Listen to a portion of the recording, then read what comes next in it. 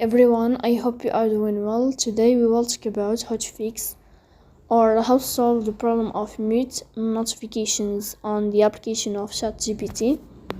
You will click on settings. In this page, you will click on apps, default apps, app settings.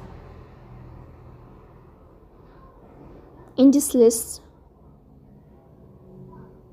you will search about the application of ChatGPT and you will click. Here in this page of app info, you will click on first stop and you will click OK. Then you will enter to the window of storage. Then you will click on clear cache. Here you will go to Play Store.